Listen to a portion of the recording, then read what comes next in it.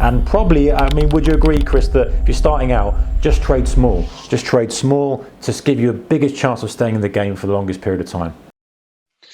Yeah, I think obviously trade and have an understanding of movement in the market and volatility and the idea about adjusting your position sizing, but your position size needs to be in correct proportion to the account size. And I think the first point is that everyone advises using a demo, and a demo platform's great to get a function and feel of the market, but let's be frank, and there is a massive difference between trading on demo money and real money, and that's where the emotional siding comes in. And emotion is going to be something that you need to master. It's something that people who have been trading for 20 years still struggle to master, who run a discretionary fund. For me, the ability to extract the most out of a position is just so hard. Everyone says, winners look after themselves, and it's the losers that you've got to manage. But for me, the opposite's true. The ability to take a loss is something that's quite easy. If I'm long Aussie dollar, for example, and I start losing money from the get-go, it feels wrong. I want to sort of do something about it. It doesn't feel good. But the hard part for me is how do I extract the most out of that trade? So, running a position size that's relative to the size of the account when you actually start trading with real money is absolutely fundamental. Now, if you want to start small, I think that's obviously a good situation.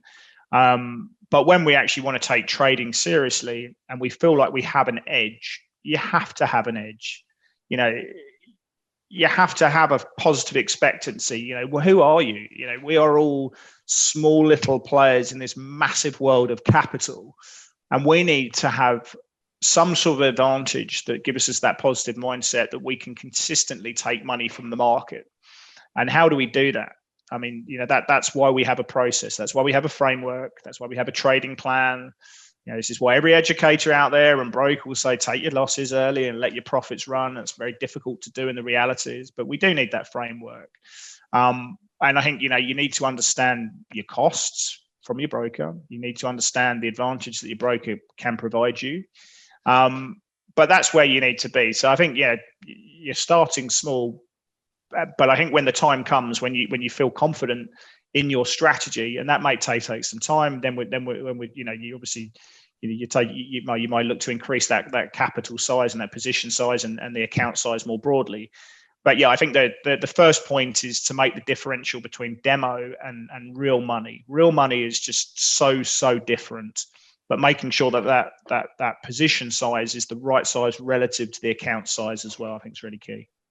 Yeah, I couldn't agree with you more, Chris. I think demo is great to get used to the platform, get used to all the tickets get used to how you stuff, but you've got to get off demo as soon as possible because it's a different world. And you have to have some skin in the game, you have to feel the emotion.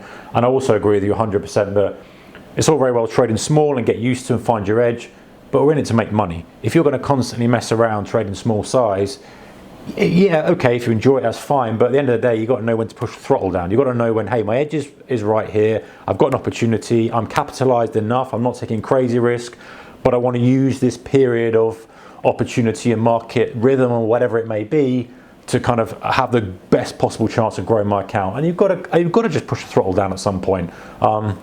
That's my opinion. Maybe not popular. A lot of people say use 1%, but I think at some point you've got to go for it.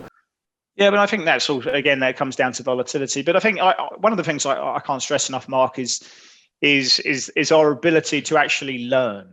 And I think if I was to sort of break it down into the importance of all aspects of trading, I think one thing that I've seen through my history on the differential between being in the institutional side and being on the retail side is that the institutional spends so much time trying to understand what they've done right and what they've done wrong, and continue to focus on doing more of what works and doing less of what doesn't. I mean, it's the same as the concept of doing what works in life.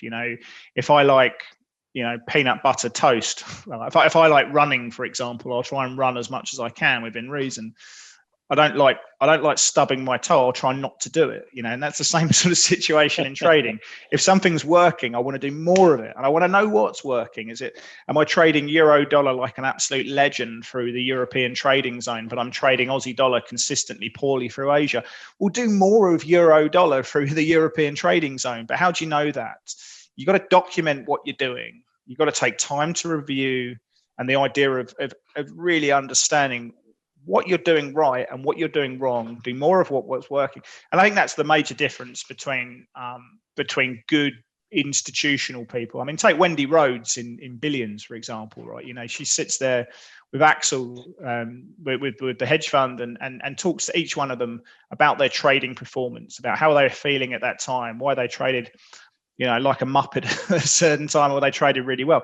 And they've got someone doing that. And we can do exactly the same thing as retail traders and find out what our edge is. And I don't think enough people do that. And I think we all should do this. I'm sure it's something that you've taught millions of times. But document, but actually take time to review what you're doing right when you're doing it, and then focus on doing more of that. And that's how we get an edge. And ultimately, that is what trading is all about. It's getting our edge. In this crazy world of capital flows, it's what is our edge that gives us a positive expectancy. And once you get that, there's a release. It feels good. It feels great to get to that spot. But it can be very frustrating. It can be quite painful to get to that spot financially.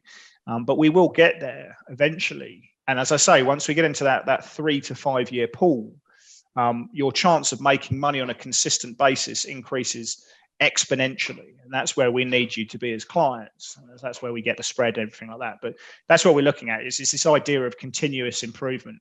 To me, it's the most important part of trading. Forget about entry points and all those other factors. For me, the ability as part of a sort of a holistic framework, the continuous improvement element is just so important, and it can't get overlooked.